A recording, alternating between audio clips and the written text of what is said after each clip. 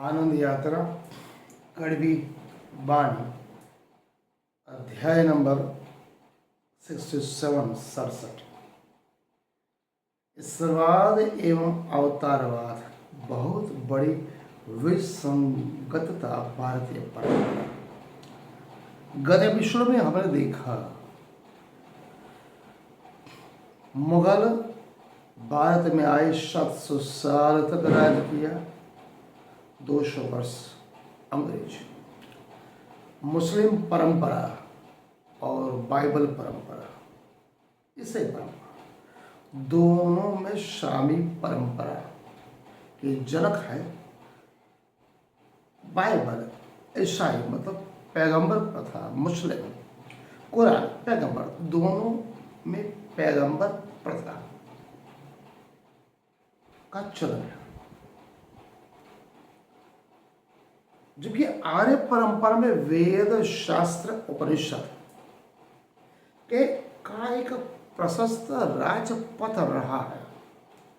वेद उपनिषद शास्त्र जब हम पढ़ेंगे, हमारे श्रद्धेय ऋषिगण जो हमारे धर्म और आध्यात्म के केंद्र है, बहुत ही उत्कृष्ट उच्च कोटि का ज्ञान उन्होंने दिया है।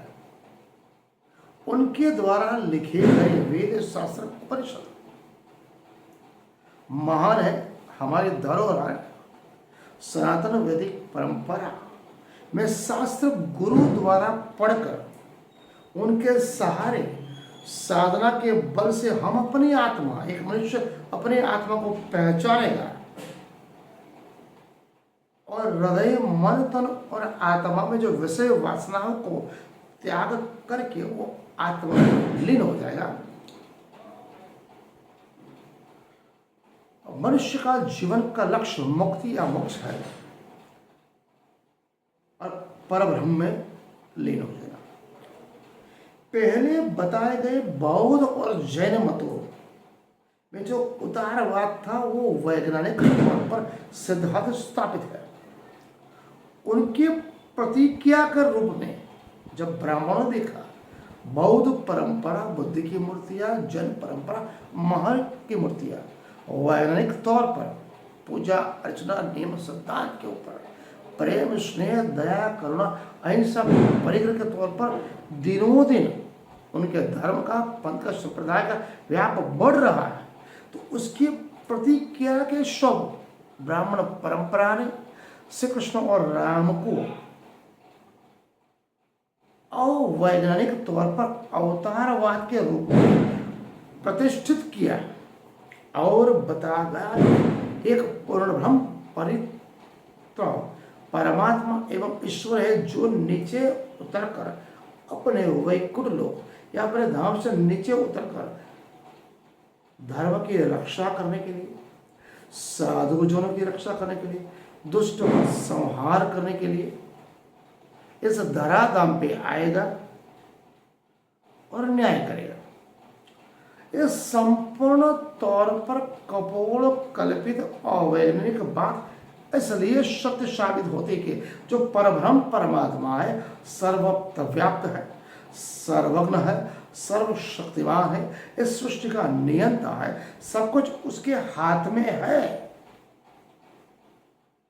तो क्या वो केवल दुष्टों को मारने के लिए, धर्म की रक्षा करने के लिए, साधु जनों की रक्षा करने के लिए इस संसार में जन्म लेगा? संसार में जन्म लेगा, जीवन भर छल कपट का उपयोग करेगा, मारकाट करेगा, रोएगा धोएगा, यह सब कुछ करेगा। अगर वो सर्वत्र है, सर्वव्यापक है, सर्वज्ञ है, परब्रह्म परमात्मा है, ब्रह्मांड का नियंता है, तो अपनी जगह पे बैठ के, अपने धाम में बैठ के उस संसार को अगर वो निर्माण कर सकता है, सर्वत्र है, व्यापक है, सर्वज्ञ है, तो वहीं बैठ के वो क्यों नहीं कर सकता? उसके यहाँ क्यों जन्म लेना पड़ता है? ये बात अवैज्ञानिक है, अवैज्ञानिक तौर पर साबित नहीं होती। क्योंकि जब श्री कृष्ण और राम को अवतार माना गया, तब प्राय ये देखा गया नियमों, सिद्धांत और मनन चिंतन के तौर पर उनको कहीं भी अवतार माना नहीं गया था।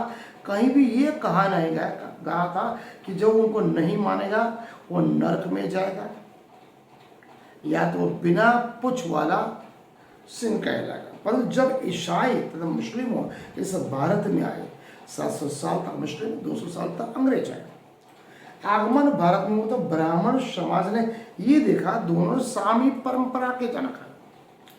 उनमें तानाशाही पैगंबर मुस्लिम परंपरा में, ईसाई परंपरा में, पोप परंपरा में, उसका प्रभाव ब्राह्मण समाज के अवतारवाद के ऊपर पड़ने लगा। तब उन्होंने ब्राह्मण समाज ने श्री कृष्ण और श्री राम को, ये समाज यहाँ के मूल निवास जो उनको अवतार और ईश्वरवादी कपोलकल्पी बातें की, तब ब्राह्मण समाज, पुरोहित और पंडित ये कहने लगे श्री राम और श्री कृष्ण को जो नहीं मानेगा, कर्ता हर्ता नहीं मानता, ईश्वर नहीं मानता, वो बिना सिंह और बिना पुछ वाला मनुष्य है, पशु है, उसको नरक की आग में जलना पड़ेगा। दूसरे प्रसिद्ध कृष्ण भक्त मधुसूदन सरस्वती ने अपने गीता भाष्य में यहाँ तक 15वें अध्याय में लिखा है, ते मूढ़ा निरत्य गता, कहने का तात्पर्य कृष्ण को परमात्मा न मानने वाले मूढ़ पशु जनक, बिना संग बिना पुछ वाले प्राणी वो नरक में जाएंगे।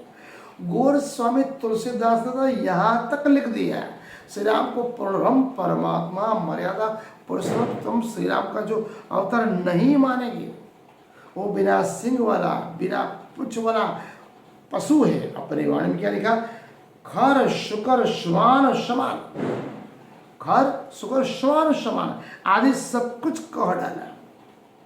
अब आप समझ सकते हो, तो इस मूल निवासी अवैध श्री कृष्ण अनार्य, यहाँ के मूल निवासी गोपालक, रणवीर, महान जननायक, क्रांतिकारी नेता जननायक श्री कृष्ण को भी उन्होंने छोड़ा नहीं। इस प्रकार सामी परंपरा में जो पैगंबर की जो तानाशाही परंपरा चल रही थी, धीरे धीरे आर्य परंपरा में उतरने लगे। वो अपने मूल स्वरूप को, ईश्वर के तत्व को भूल गए, क्योंकि सानापाही सामी परंपरा पैगंबरवादी थी और आर्य परंपरा केवल स्वतंत्र आत्मवादी है। परंतु खेद है कि आज ये आर्य परंपरा संपूर्ण नष्ट नाबूद हो गई। अपने ईश्वर के मूल अर्थ को भूलकर ईश्वरवाद और अवतारवाद, स्वर्ग और नरक, अंधश्रद्धा, कुरिवाज, पाखंड, बाह्य आडंबर में ऐसी फैल गई, अपने मूल स्वरूप को भूल गई। अब तो केवल उनके कहलाने वाले विद्वान और आचार्य लोग भी अग्रणी हो गए। केवल कपोल कल्पित बातें कृष्ण के नाम से कहते, अपने निज भ्रष्टाचार, दुष्प्रचार, भोगविलास, अपने काम वासना के लिए उन्होंने कृष्ण को का चरित्र का हनन किया, उनके नाम से मंदिर बनवाए, धर्म का धंधा स्थापित करने के लिए कृष्ण को चरित्र को हनन किया। इसलिए हम कहते हैं अवतारवाद को बदल कर समय ब्राह्मण पंडितों ने अलग अलग धर्म ग्रंथ रचे। कृष्ण के नाम से, कृष्ण का, यहाँ के मूल निवासी कृष्ण का, जनना का बहुत बड़ा चरित्र हरण करके दुरुपयोग किया। अलग अलग धर्म ग्रंथों में घुसपैठ की, अवतार को ऐसे विकसित किया, ईश्वर और पूर्ण ब्रह्म परमात्मा के मूल स्वरूप को ब्राह्मण पंडित पुरोहितों ने नेस्त नाबूद कर दिया। इसलिए इस बात पे मनन चिंतन अध्ययन करने की जरूरत है। कृष्ण कौन थे? जननायक थे, मूलनायक थे, मुरलीधर थे, गोपालक थे, रणवीर थे, मान अवैधिक अनार्य काले चमड़े वाले थे। यहाँ के जन जन में बसे हुए बहुत बड़े क्रांतिकारी वैज्ञानिक अभिगम वाले, हर मानव मात्र में प्रेम, स्नेह, दया, करुणा, क्षमता, स्वतंत्रता के अभिगम वाले महान महापुरुष थे। आज का अध्याय हम यहाँ पूर्ण करते हैं। प्रणाम।